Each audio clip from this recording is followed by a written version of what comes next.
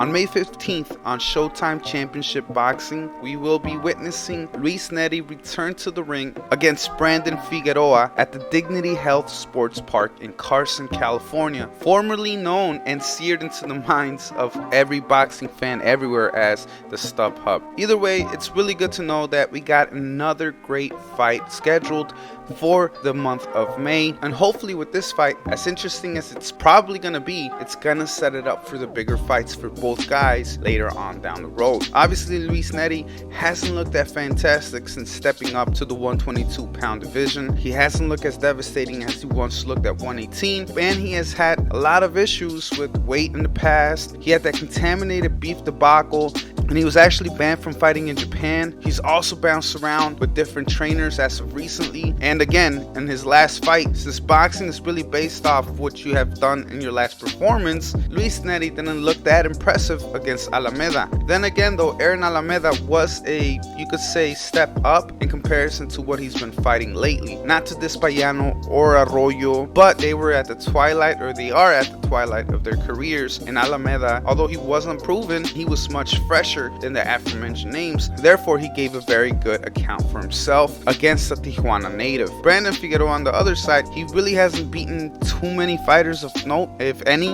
One of his better accomplishments was actually a split draw against Julio Ceja, a former champion himself. And although Brandon is a gutsy fighter, has a lot of heart, I just simply don't think he possesses what he needs to overwhelm a fighter like Luis Nery. Nery's able to take punches, and he's able to dish them out as well. He's a very heavy-handed fighter, and I think he is a notch above Brandon Figueroa. There's no disrespect to the Heartbreaker. He's very entertaining, but I just simply don't see him being able to outbox or outslug someone like Luis Nery, who in reality could do both, and not only seems to punch a bit harder than Brandon, but he's also much well versed against top level opposition. So he's pretty much been there and back, and Brandon's just starting to get to that point. And I'm not trying to downplay Brandon. He could very much pull this off. Again, like I've said, Luis Nery has still yet to impress at 122. He did impress at 118. He was a hell of a fighter. At 115, he was good as well. But at 122, he just hasn't had that spark he had at the previous divisions. However, I think Luis Nery will be able to pull off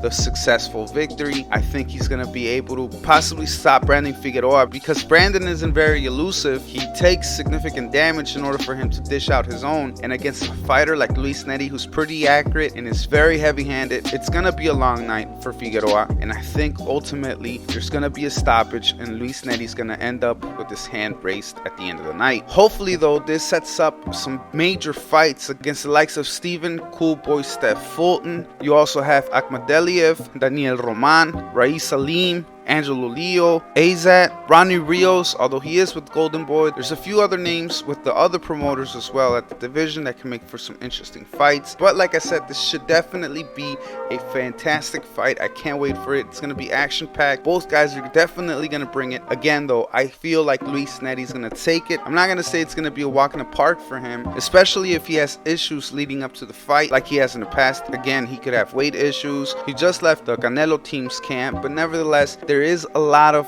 other things going on behind closed doors on Luis Nery's side, and that could potentially affect his performance like it has in the past. But again, I favor him to beat Brandon Figueroa and hopefully move on to bigger, better things at 122. If Brandon Figueroa is able to get past Luis Nery though, that also sets him up for some fantastic fights out there. I mean, could you guys imagine Brandon Figueroa against Angelo Leo or Stephen Cool Boy Steph Fulton? There is definitely some fantastic fights to be made, and even if Al Heyman doesn't want to go outside of his territory in order for him to make fights, his stable at 122 is so deep, he could still make some very impressive and incredible fights for us fans to witness. Nevertheless guys, I just wanted to drop that news. Hopefully you guys enjoyed the video. Make sure to hit that like, subscribe, and leave a comment in the comment section below.